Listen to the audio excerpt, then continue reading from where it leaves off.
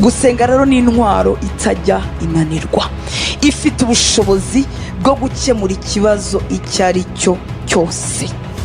Oh haleluya! Ifite ubushobozi bwo guhagarika ibihe runaka, circonstance n'ibihe ikabihagarika kubera gusenga k'umukiranutsi. Oh haleluya! Gusenga kwahindura ibihe. Umuti uvura kudasenga n'uwuhe? Ni ugusenga.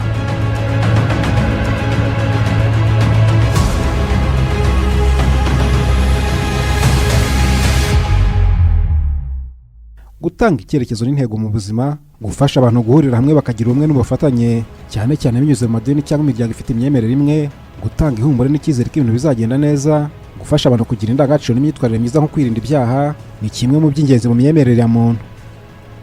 Gusa hari ubwo imyemerere iba impamvu yo gutakaza ibyo byose, kubaho mu bwoba budashira, ndetse ikaba yanashora umuntu mu rupfu biturutse ku kudashoza mu byigishwa n'abayobora iyo myemerere, ibyo bamwe bita kwemera no kwizera buhumyi.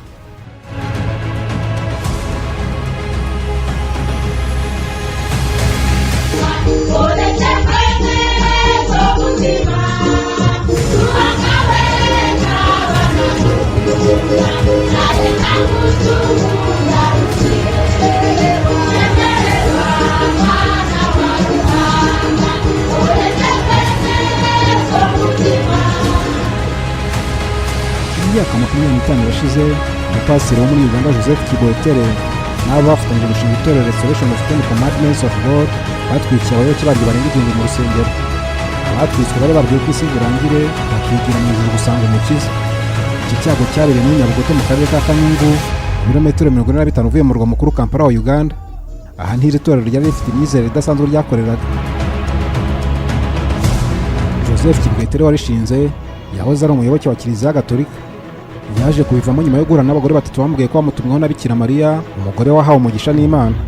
Abagore babwiye Joseph Kibwetere ko yatoranyijwe n'Imana kugira ngo bafashe kwamamaza ijambo ryayo. Muri bo harimo Credonia Mwerinde, uyu akaba yarabanje gukora mu kabari mbere yo guhura na Kibwetere, ariko anakora akazi k'uburaya. Undi ni Urusura Kamuhangi.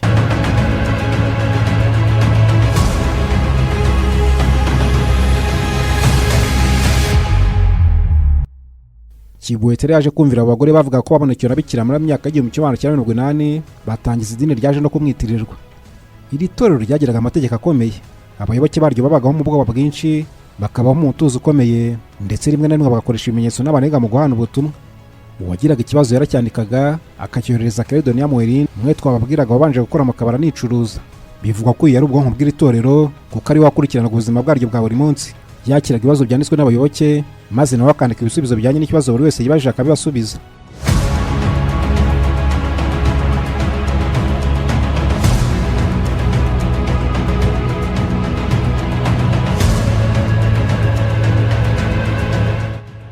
Tariki 17 Werurwe muri uwo mwaka, nibwo abaturage basaga 1000 bo mu itorero rya Kibwetere bapfuye. Bishwe n'inkongi y'umuriro yakongoye urusengero rwose, abari muri iryo teraniro bose barapfa. Nkuko twabivuze haruguru, Kibwetere yari yarateguje abayoboke ko muri 2 isi izarangira bakajya mu ijuru. Umwe mu bahageze bikimara kuba yavuze ko Joseph Kibwetere yari yategetse abayoboke be kugurisha imitungo yabo yose, ibivuyemo bakabizanira Imana. Yavugaga ko yaragurishije ibye ntazana amafaranga yose, azaba nkananira na Safira bo muri Bibiliya.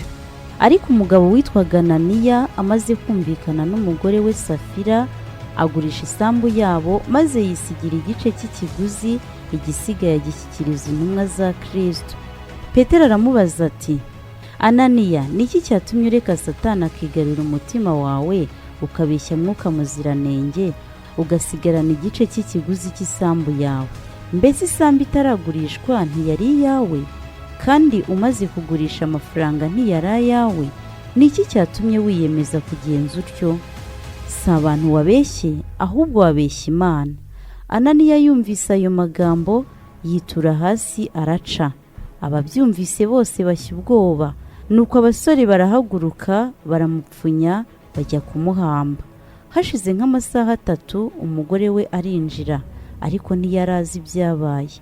Petero aramubaza ati, cyoseye, iki nicyo kiguzi wowe n'umugabo wawe mwagurishije isambu yanyu? Aravuga ati, nicyo ngicyo. Petero niko kumubwira ati, niki cyatumye muhuza inama yo kugerageza Mwuka wa Nyagasani?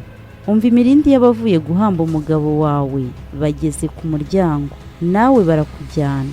ako kanya Safira amugwa imbere araca. Abasore binjiye basanga yapfuye, maze bajyana umurambo bawuhamba iruhande rw'umugabo we. Umuryango wose n'abumvise ibyabaye bose bashya ubwoba. Iyo nkuru yateye benshi ubwoba, bituma bagurisha ibyabo nta na kimwe basigaje, amafaranga bayazanira abayobozi b'itorero.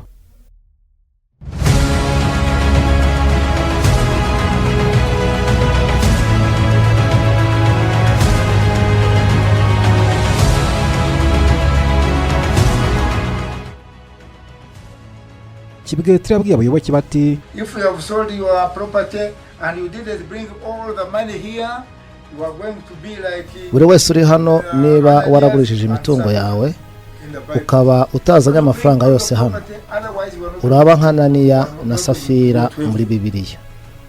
Utazana ibyo byose ntabwo azajya mu ijuru. Imana iravuze, nimumve ivugira mu ijuru, Yesu araje, wowe unikira ngahumva. Umunsi w'icyago nyirizina waje kugera. Mu mwaka wa 2000 abantu benshi ku isi ndetse hano mu Rwanda bari bizeye ko isi iri burangire. Bamwe bihana ibyaha, abandi basaba imbabazi abo bahemukiye, ndetse umunsi umwe mbere yuko umwaka utangira bamwe bakoze ibikorwa byiza kugira ngo imperuka itabagereraho bari mu byaha bakisanga mu muriro utazima. Nimumve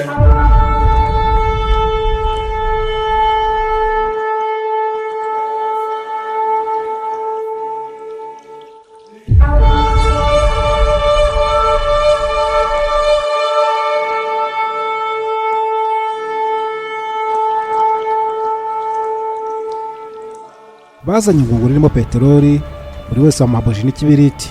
Barababwira ati niba ushaka kujya mu ijuru ucana iyo buji urahita uritaha. Gusa nubwo babwirwaga ibyo, Joseph Kibwetere, Credonia na Katari babo bagumye hanze gusa bari bashyize umuntu ku muryango w'urusengero.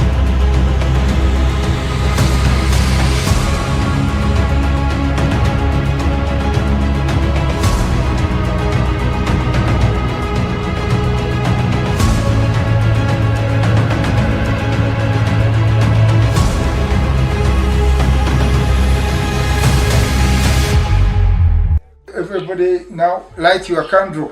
They have to light the candle and the petrol had to burn. Basabye buri wese gucana buji. The other man who was there, bakimara gucana umuriro na peteroli barabatwika bose, ndetse na wa wundi bari basize ku muryango yashatse kwiruka ngo ahunge. Umuriro waramufashe agwa aho ngaho. Twasanze buri wese ari gushya. Washoboraga kumenya ngo uyu ni umugore cyangwa umugabo, kuko imyenda yose yari yahiye, imyanya yabo y'ibanga igaragara.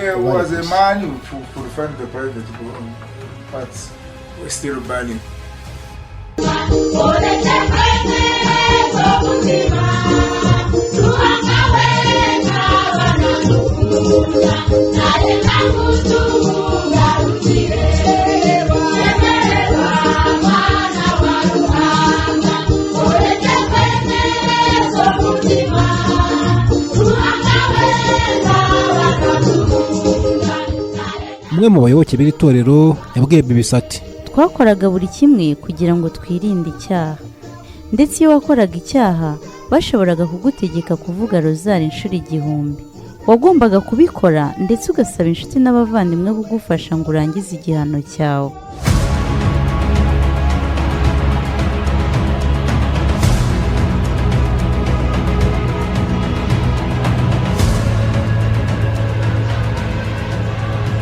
Nyuma y'ubwo bugome butagira ibara, Joseph Kibwetere na bagenzi be baburiwe urengero, baburana n'imitungo yose bambaye batwikiye mu rusengero babeshya ko bagiye kujya mu ijuru. Imyaka 25 irashize icyo cyago kibaye muri Uganda, ababikoze ntawe uzi niba bakiriho cyangwa barapfuye, kuko nta n'umwe ubutabera bwabashije kubona.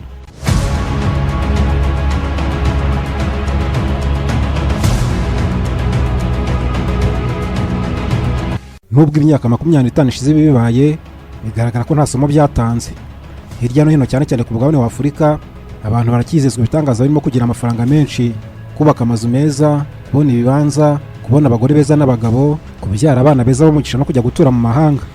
Kugira ngo abizezwe ibi bitangaza babibone, bibasaba ikiguzi gikomeye kirimo amafaranga, kuryamana na bamwe mu bita abakozi b'Imana bababwira ko bari kubaha umugisha, gutandukana no mwashakanye ubwirwa ko ari utuma utagira amahirwe n'ibindi bitandukanye.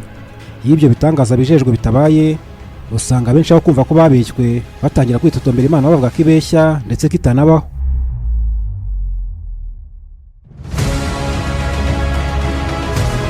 Hari indi myemerere ikunze kwibazwaho na benshi, aho abayoboke bayo bavuga ko batakwigisha abana, batabavuza ndetse ko batafata ibyangombwa birimo irangamuntu.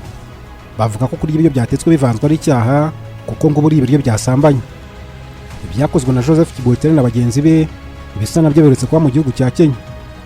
Kuri ubu Pasiteri Makenzi ari imbere y'ubutabera mu gihugu cya Kenya nyuma yo gushinjwa gufuza abantu bagera kuri 400 bivuga ko bazize imyemerere ye. Iyi nkuru tuzayibaramburira mu biganiro byacu by'ubutaha. Mukomeze mugire umunsi mwiza.